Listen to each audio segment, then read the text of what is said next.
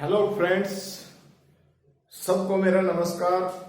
हम आपके सामने हैं सेकंड लेक्चर में, और सेकंड लेक्चर जो हमारे पास आज है, इस लेक्चर के अंदर हम पहले वाले लेक्चर के साथ ही कंपैरिजन करते हुए जो सेल हमने पढ़ाया था, सेल का टॉपिक जो स्टार्ट किया था, उसी टॉपिक को हम आगे करते हुए अब इस लेक्चर के अंदर हम आपको बताएंगे, इस लेक्चर में हम आपको बताएंगे कि सेल के अंदर जो इंपॉर्टेंट पार्ट्स होते हैं, मतलब जो डिफरेंट पार्ट्स होते हैं, उन डिफरेंट पार्ट्स के बारे में हम पढ़ेंगे। देखिए, हमने सबसे पहले आज के लेक्चर में लिखा है क्रोमोसोम। आप सभी ने किसी भी सेल के अंदर गुणसूत्र के बारे में पढ़ा होगा। हिंदी में क्रोमोसोम को गुणसूत्र बोलते हैं, जो एक तरीके से कहां पर कैसे होते हैं, थ्रेड लाइक स्ट्रक्चर में प्रेजेंट होते हैं, धागे की तरह प्रेजेंट होते हैं, और कहां पर होते हैं, किसी भी कोशिका मतलब किसी भी सेल के सेंटर, यानी जिसको हम न्यूक्लियस के नाम से बोलते हैं, उस पार्टिकुलर रीजन में ये प्रेजेंट होते हैं।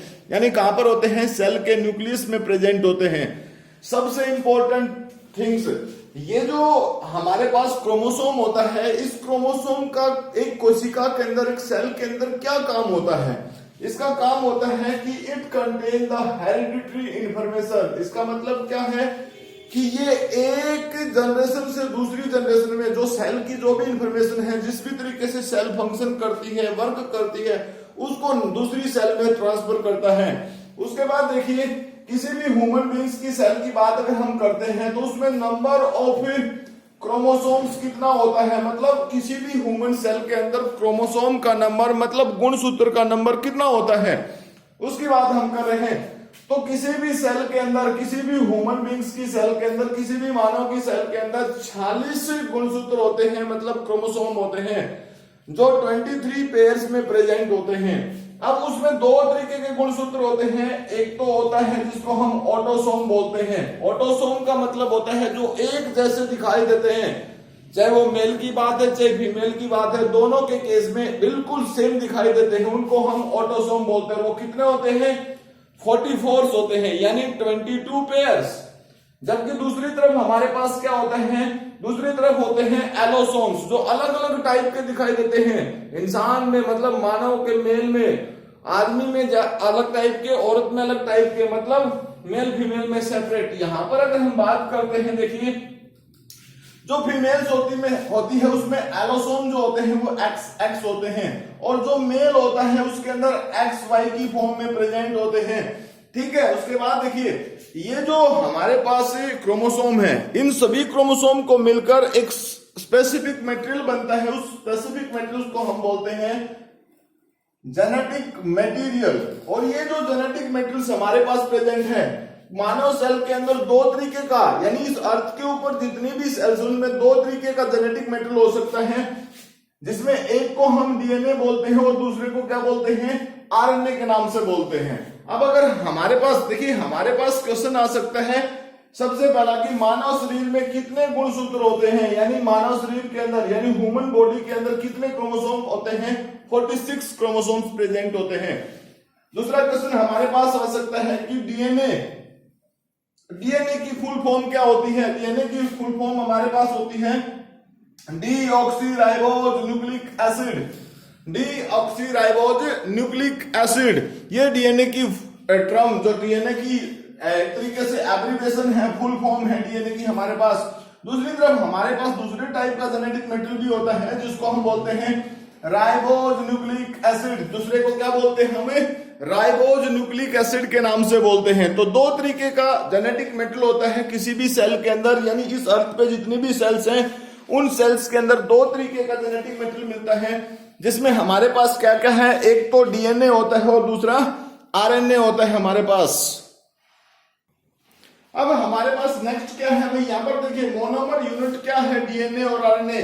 मतलब ये जो डीएनए और आरएनए जेनेटिक मटेरियल्स की जो टाइप्स है, ये किस से मिलकर बनते हैं, यानी डीएनए और आरएनए किस चीज से मिलकर बनते हैं? स्मॉलेस्ट यूनिट को हम मोनोमर यूनिट के नाम से बोलते हैं। उसकी कंपोजिशन की जो सबसे छोटी यूनिट होती है, और उसको हम क्या बोलते हैं? उसको हम न्यूक्लियोटाइड के नाम से बोलते हैं। मतलब जितने भी सब्सटेंस जिनसे भी मिलकर वो बनता है, एक फंक्शनल यूनिट जिसको बोलते हैं, वो हमारे पास न्यूक्लियोटाइड्स के नाम से हम उसको बोलते हैं। अगर हम कंपोजिशन की बात करते हैं कि भाई ये जो न्यूक्लियोटाइड्स हैं, ये किस किस पार्ट से मिलकर बनता है। तो न्यूक्लियोटाइड की फॉर्मेशन में हमारे पास मेन 3 चीजें आती हैं। देखिए हमारे पास 2 तरीके का जेनेटिक मेटेरियल होता है, एक डीएनए होता है, दूसरा आरएनए होता है।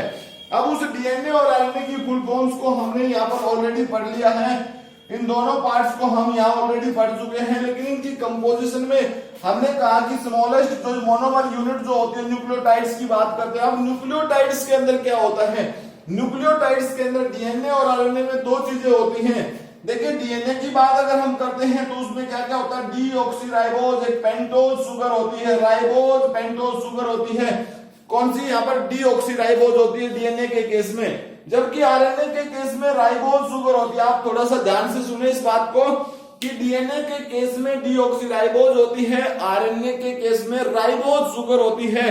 ठीक है, उसके बाद नेक्स्ट जो पार्ट है उसमें क्या चीज प्रेजेंट है, फॉस्फेट ग्रुप प्रेजेंट होता है। डीएनए और आरएनए के केस में दोनों में सिमिलर फॉस्फेट ग्रुप होता है।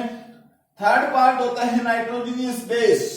अब नाइट्रोजनियस बेस की अगर हम बात करते हैं तो डीएनए और आरएनए के केस में नाइट्रोजनियस बेस जो प्रेजेंट होते हैं वो लगभग सिमिलर होते हैं, सिर्फ डिफरेंस होता है तो एक नाइट्रोजनियस बेस का डिफरेंस होता है। और वो नाइट्रोजनियस बेस कौन कौन से हैं, डीएनए के केस में एडेनिन है, साइटोसिन प्रेजेंट होती है, थायमिन और ग्वानिन प्रेजेंट होती है। जब भी आप किसी बुक को पढ़ोगे, आपने किसी जर्नल एग्जाम के लिए जब भी किसी कॉम्पिटेटिव एग्जाम की आप तैयारी करेंगे तो ये इंफॉर्मेशन आपको वहां पर मिलेगी। ठीक है, अब आप यहां समझ भी लीजिए और इस इंफॉर्मेशन को देख भी लीजिए कि कैसे कैसे प्रेजेंट होता है। अगर हम ये बात करते हैं तो ये डीएनए के केस में होते हैं, ये जो न्यूक्लियोटाइड्स हमारे पास नाइट्रोजनियस बेस प्रेजेंट होते हैं, ये किसमें होते हैं, डीएनए में। और आरएनए की बात अगर हम करते हैं तो आरएनए के केस में क्या होता है, ये सभी प्रेजेंट होते हैं इस थायमिन को छोड़कर। इसकी जगह पर यूरेसिल प्रेजेंट होता है, किसमें, आरएनए के केस में। आरएनए के केस में भी 4 न्यूक्लियोटाइड्स होते हैं, चारों के चारों नाइट्रोजनियस बेस होते हैं, सॉरी न्यूक्लियोटाइड नहीं बेस होते हैं।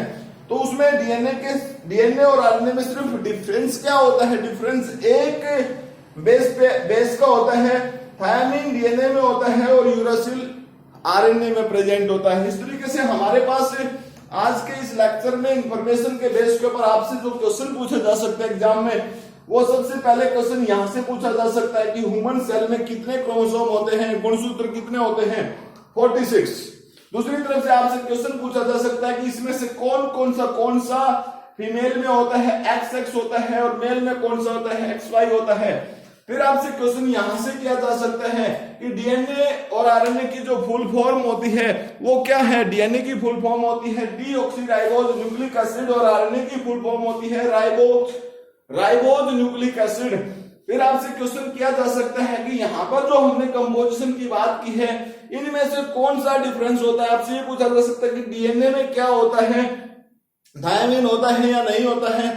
दोनों तरीके से क्वेश्चन आपसे किया जा सकता है कि डीएनए में थायमिन प्रेजेंट होता है या नहीं होता है, आरएनए में थायमिन की जगह क्या होता है। इस तरीके से आपसे क्वेश्चन किया जा सकता है।